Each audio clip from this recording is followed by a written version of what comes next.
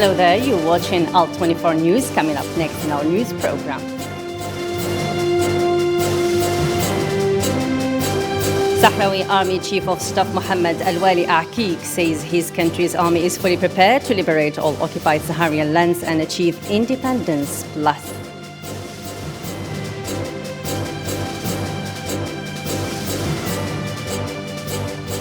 Libyan Prime Minister Abdelhamid Dbeiba says he would hand over power if elections were held in a consensual and fair manner between all parties.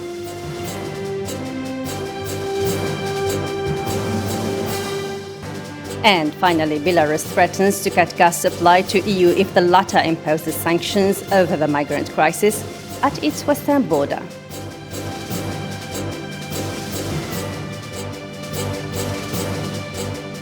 Hello again and welcome. First, in our top story, Sahrawi Army Chief of Staff Mohammed Al-Wali Aqeeq said his country's army is fully prepared to liberate all occupied Sahrawi lands and achieve independence, calling on commercial companies to stay away from investing in the occupied territories because they are a war zone and unsafe. On the occasion of the first year upon Morocco's violation of ceasefire agreement on November the 13th, 2020, using an illegal loophole in Gargarat, Aqeeq said the Sahrawi army commemorates the anniversary victoriously as the occupation army suffers heavy losses in lives and equipment, adding that the Sahrawi army is fully prepared to continue army resistance until independence is achieved, threatening to expand battlefields beyond separation wall. Libyan Prime Minister Abdelhamid Dbeiba said he would hand over power if elections were held in a consensual and fair manner between all parties. This came in a statement by Dbeiba during a press conference in Paris following an international conference on Libya. Zahra Farjani reports. The international conference on Libya was concluded by approving the timetable for the presidential and parliamentary elections, also threatening to impose sanctions on poll obstructors. The heads of government and the Presidential Council in Libya pledged to hand over power to whomever is chosen by the people in the event that fair and transparent elections are held in a consensual manner among all parties. We seek to establish real guarantee for accepting the results of these elections and to impose sanctions on those who obstruct and reject these results. If the electoral process is conducted in an impartial manner, I will hand over power to the elected party chosen by the Libyan people. We agree that legislative matters are parliamentary competence. Therefore, we will support the work of the Commission. Also, the parliamentary and presidential elections will be held on December 24th. And as promised, we will hand over power to the elected party. Nonetheless, there are different opinions on the exit of foreign forces from Libya. While French President stressed the need for Turkey and Russia to withdraw mercenaries without delay, German Chancellor Angela Merkel said that Ankara still had some reservations, but Moscow expressed its willingness to support a mutual withdrawal of forces from Libya. The presidential elections scheduled for next December 24th are seen as a defining moment in the peace process backed by the United Nations to end a decade of chaos in the country. And following the same story, here is the most important points that came in the word of Algeria, represented by Minister of Foreign Affairs and National Community Abroad, Ramtan Lamamra, in this report.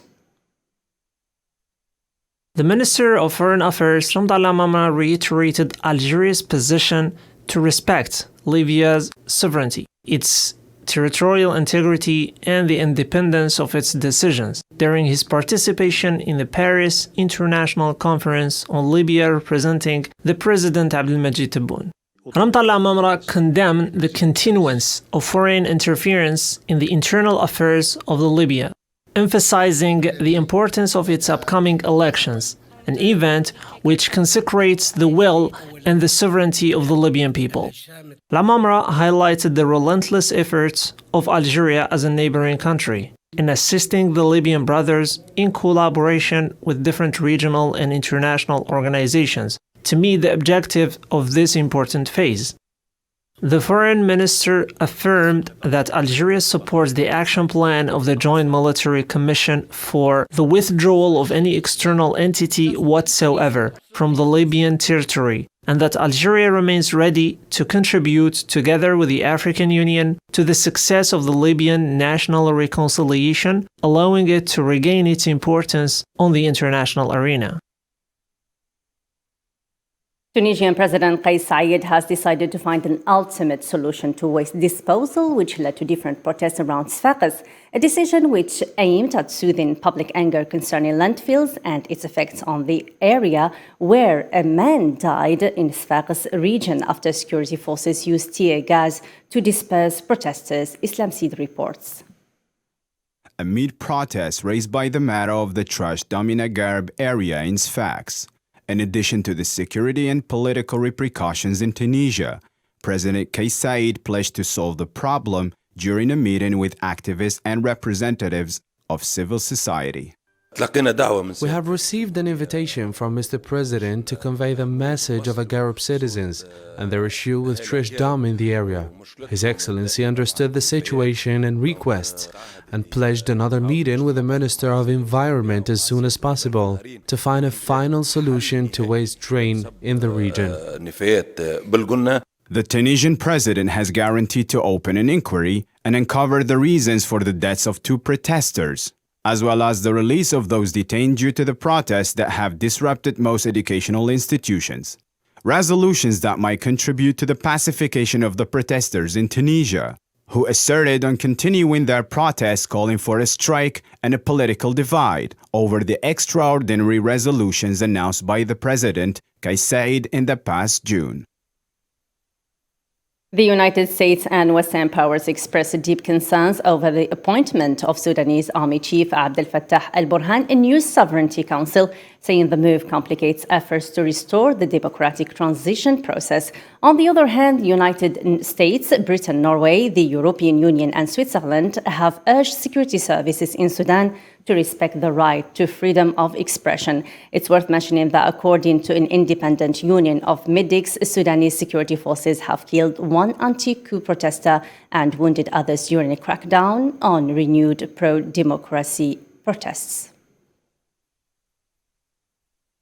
The brutal conflict between Tigray fighters and the Ethiopian soldiers has marked its 2nd year in the country, which left heavy damages among citizens who were the main victims of this bloodshed. According to Ethiopian Human Rights Commission, that declared an approximate figure of more than 184 people who died in Amhara region in July and August. Islam Seed reports.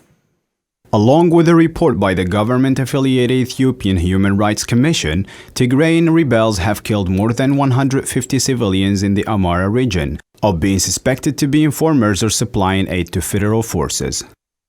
As Ethiopia's deadly conflict approaches its 2nd year, the inquiry, which draws on 128 interviews, focuses on parts of Amhara where severe fighting occurred in July and August between fighters from the Tigray People's Liberation Front and Ethiopian military. The commission said that civilians were killed for aiding the federal government or for sheltering injured soldiers. In addition, both fighting parties used indiscriminate bombardment that was not targeted as a specific military objective, resulting in civilian deaths, injuries, and property damage. It's worth mentioning that the US has already applied sanctions on the Eritrean military, the country's ruling party, as well as other individuals and entities for causing this crisis and conflict in Ethiopia, which has cost more than 2.5 million people and killed thousands. Meanwhile, the World Health Organization reported that conflict in Tigray region is under systematic siege. Saudi Arabia's foreign minister said to a media channel the previous 4 talks with Iran were investigative rather than practical, but promised to involve both parties. However, Prince Faisal bin Salman Al Saud expressed strong reservations for nuclear negotiations with Iran, which will resume in the coming weeks, and mentioned previous deceptions about Tehran's nuclear activities, Asma reports. Saudi-Iran relations are melting, which might head to reopening embassies and cooperation between the two countries again. In an interview with the French channel France 24, Saudi Arabia's foreign minister said previous 4 meetings with Iran were investigative rather than practical.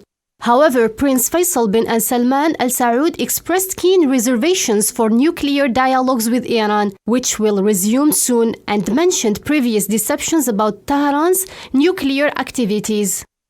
Foreign Minister didn't accept criticism from Hezbollah leader Hassan Nasrallah concerning current diplomatic argument with Lebanon that Saudi Arabia started the crisis by recalling its ambassador after a Lebanese minister called the war in Yemen useless. We have always said, we the Kingdom of Saudi Arabia and the coalition to support legitimacy, the coalition that supports the legitimate government in Yemen, that we want to find a path towards an end of this conflict. We have recently put forward in as late as March a proposal for a comprehensive ceasefire and a path towards political settlement. So we are very much committed to ending the conflict. The prince advised Lebanon's political leadership to tackle the role of Hezbollah. He said Hezbollah appeared to be doing its greatest to block the investigation into deadly Beirut port explosion. One of the main concerns that we have is, with Lebanon is the endemic corruption. And we see this, for instance, in the recent activities with the port explosion.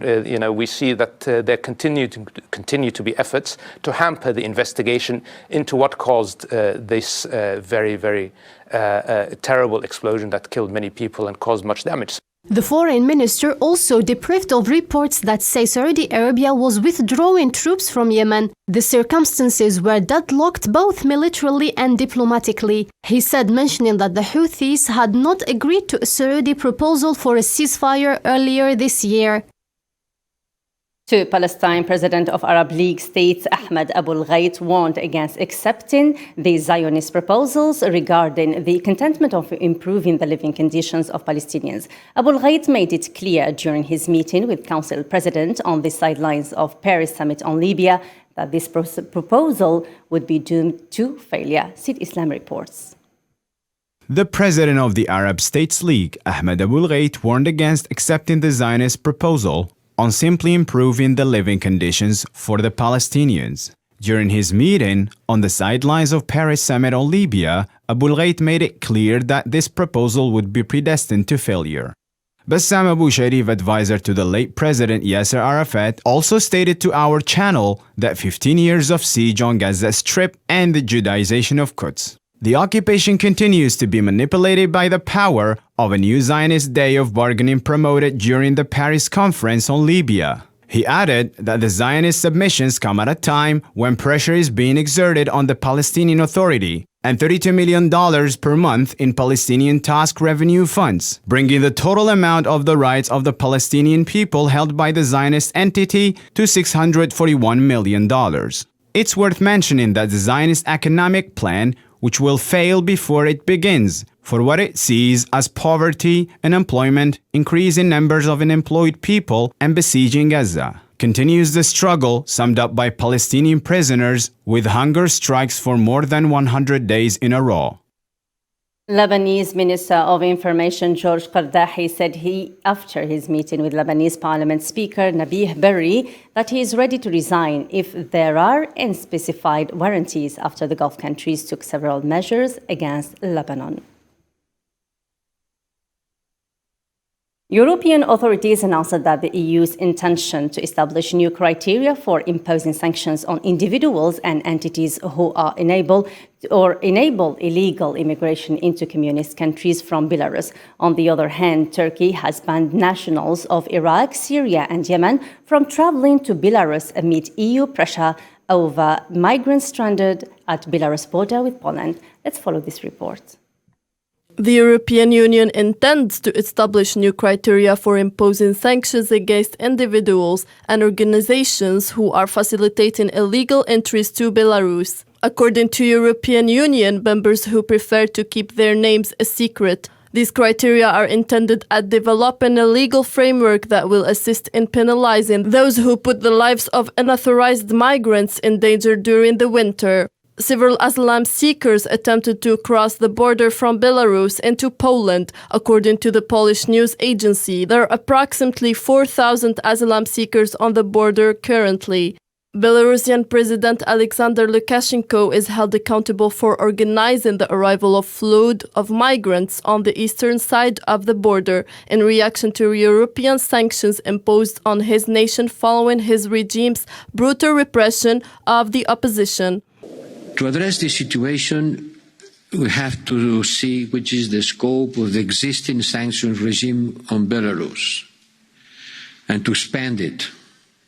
We are studying how to expand it in order to adopt it will be the fifth one, a new package of sanctions, which will include those responsible for contributing to the ongoing crisis in our external borders. Also, it is worth mentioning that the Turkish Civil Aviation Authority said citizens of Iraq, Syria, and Yemen would not be allowed on flights from Turkey to Belarus because of the problem of illegal border crossing between the European Union and Belarus. It said citizens of these countries would be prevented from buying tickets or boarding flights to Belarus until further notice. Belarusian state airline Belivia said it was complying with the order. Within the same story, a Syrian man has died on Polish borders with Belarus, raising attention to the alarming situation the migrants are facing after tighter procedures for entering Europe were made. Let's follow this report that highlights the difficult humanitarian situations these migrants are undergoing. The body of a young Syrian man has been found in the woods near the village of Volka Terechowska in the Polish borders with Belarus. Polish police announced in a tweet that the exact cause of death could not be determined. He is the latest victim of the tough circumstances migrants are living at the European Union's eastern border. A 14-year-old Kurdish boy also died last Thursday. The reason was hypothermia caused by the freezing temperature. We are like a homeless. We don't have any place to stay there. It's about whether it's too cold. We just collect firing and burning our trees to make our bodies heat. The two deaths raised the human toll to at least 9 reported victims, as migrants arriving in Belarus are stranded next to the Polish border. From Minsk, they sent them for a small camp. From camp, they came. We just arrived to visit our friends, to collect, to support our friends. Living conditions in the area worsen where multiple groups of asylum seekers, refugees and migrants coming from Syria, Iraq or elsewhere in the Middle East have been waiting for weeks in increasing dire situation. Polish border guards estimate there are currently up to 4,000 migrants camped out in what appear to be a new and easier way to slip into Europe. The situation has prompted some EU countries to reinforce their frontiers to block the new migration route. And still with the migrant crisis, Belarus threatens to cut gas supply to EU if the latter imposes sanctions over the migrant crisis at its western border. On the other hand, Russian President Vladimir Putin describes his Belarusian counterpart's threat as a legitimate warning and a serious proposal. Esma reports. European Union accused Belarus President Alexander Lukashenko of arming thousands of people gathering in frozen campsites at the border with Poland. On the other side, Lukashenko announced retaliation threats of shutting down Russian gas transit to Germany. We have increased the volumes of natural gas pumped via Belarus. The amount Europe pump line is full. We are hitting Europe and they are threatening us to close the border. And what if we blocked supply of natural gas there? If the European Union continues ordering additional sanctions on us, we must respond. In statements to the official Vesti network, Russian President Putin has denied that Alexander Lukashenko consulted him before passing Belarus paper on ending Russian gas supply to Europe, considering Minsk's move unilateral. Honestly, this is the first time I hear of this, because I spoke twice with Alexander Lukashenko and he didn't even give hints. However, Putin supports Belarus' threats position. In his second phone call with German Chancellor Angela Merkel, Putin spoke in favor of restoring contacts between European Union states and Belarus in order to solve this issue. On the impact of Belarusian threats to stop the flow of Russian gas through the largest pipeline to provide the old continent with the blue energy resource, gas prices in Europe rose by about 13%. Meanwhile, European Union is moving to impose more economic sanctions against Minsk, including banning Belarusian planes from flying through European airspace. UN Security Council decided today, Saturday, to extend the mandate of the United Nations Multidimensional Integrated Stabilization Mission MINUSCA in the Central African Republic until the 15th of November 2022, outlining a range of mandated tasks from civilian protection to the promotion and protection of human rights. A top Thai court says that demands for royal reform is an attempt to overthrow the political system. The court adds that 3 leaders of the demonstrations might face charges of treason at a time when several anti-government organizations have called for a massive protest in Bangkok tomorrow, Sunday. More in this report. Thai court ruled that protesters' demands are unconstitutional after months of demonstrations which sparked disobedience and outrage among protesters, who are set to gather on Sunday. The court raised concerns that the 3 activists leading the demonstrations could face high treason charges after about 18 months of protests against the government. It explains that their speeches aimed at overthrowing the constitutional monarchy, and any legislative reforms can undermine the monarchy and cause disobedience among the people. The ruling followed months of demonstrations that began in July 2020, during which protesters demanded not only the resignation of the government, but also the reform of the country's powerful and wealthy monarchy. The unprecedented demands have intensified the public debate surrounding the palace and put an end to a long-standing taboo of open criticism of the royal institution. Several anti-government groups called for a large-scale demonstrations in Bangkok on Sunday after one of the biggest protests in the last few months. Scheduled to end initially on Friday, the UN Climate Conference COP26 continues this Saturday, November the 13th, in Glasgow, Scotland. A final draft declaration has been unveiled. It calls for accelerated efforts towards the exit of coal and the pace of countries' commitments to reduce greenhouse gas emission, but without progress on the thorny issue of financial aid to poor countries. Melissa Norchemilat reports.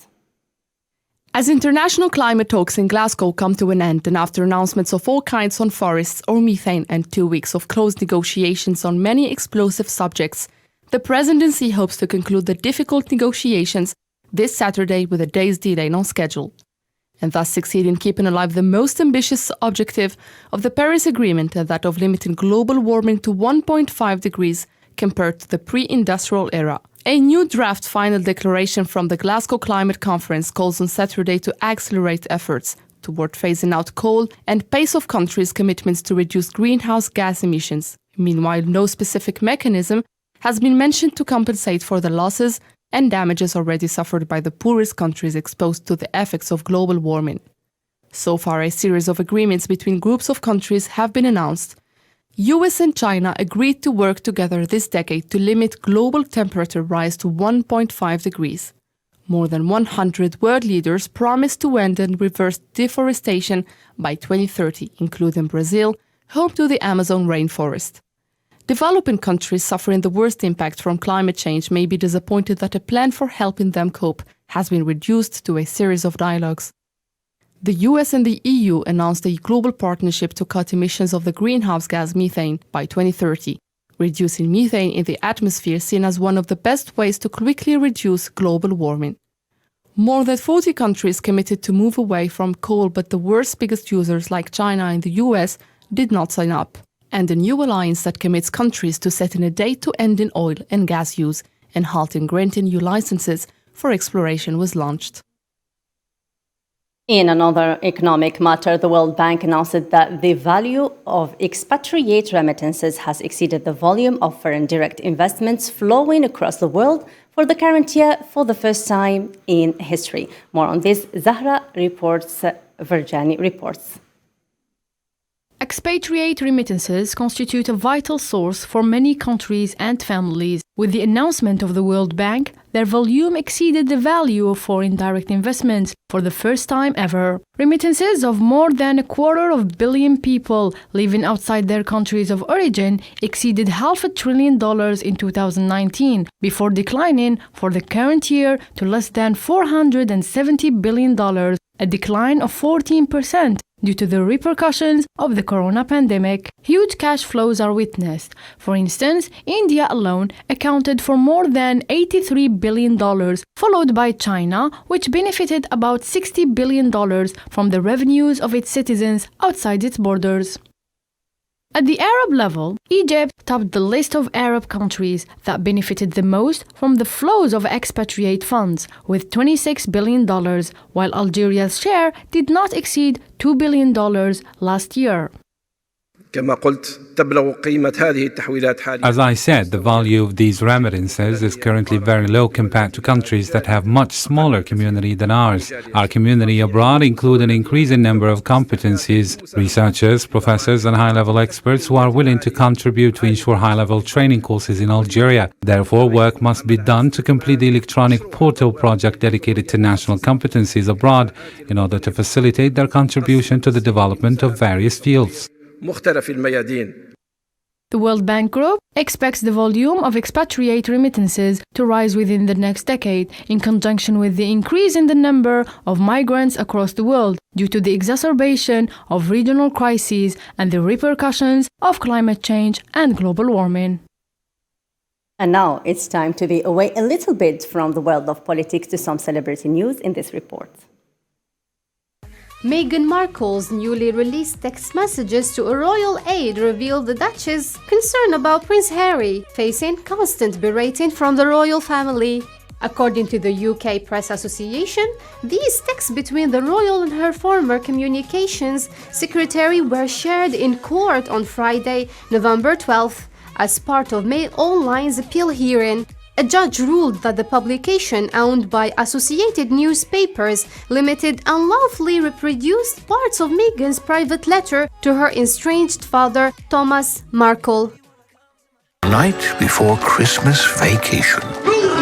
And the fun was in full swing. You have split our family onto 2 separate flights. And who says you can't go home again? 26 years after Home Alone turned Macaulay Culkin into the world's most famous child star and became a Christmas staple, the classic movie's Disney Plus remake is finally here. 7 times Home Sweet Home Alone paid homage to the original Home Alone. I've gone to Tokyo. I'm totally on my own.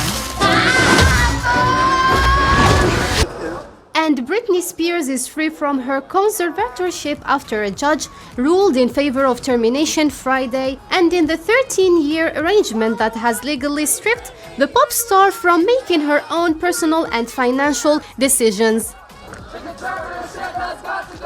And finally, we conclude with our exclusive news about Paris Hilton's wedding. Paris Hilton bought not 1 but 4 looks to the first night of her 3-day wedding affair. Check out all the gorgeous dresses. Paris Hilton wore 4 costume dresses during her fairy tale wedding. For the wedding ceremony, Hilton wore a costume Oscar de la Renta dress, which took months of designing, she told Vogue. Following the ceremony, Hilton changed into a second tulle gown designed by Galia Lahav for the couple's first dance. Actually, the third outfit of the evening was a mini dress also created by Oscar de la Renta. For her final reception look, Hilton changed into a crystal-embellished full-length dress with a plunging V neckline. And finally, these were our top celebrities news. See you next time!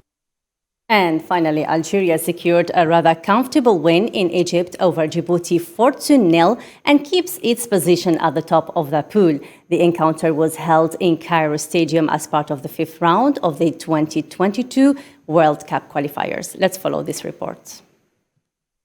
Djibouti welcomed Algeria at the Cairo International Stadium in Egypt for the 5th match of the FIFA World Cup African qualifiers. The West Ham United forward scored his first goal as an international player.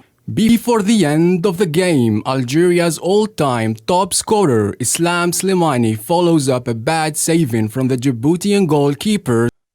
And before we finish, let's have a reminder of our main top stories.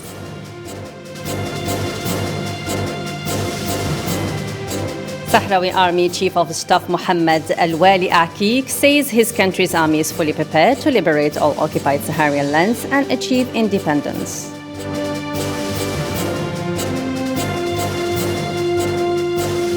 Libyan Prime Minister Abdelhamid Dbeiba says he would hand over power if elections were held in a consensual and fair manner between all parties.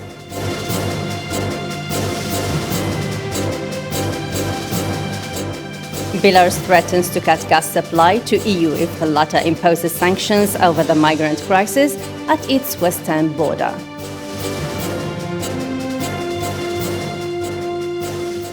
That's all for me, Nadia Kasmi, and the rest of the team. Thanks for watching. Bye-bye.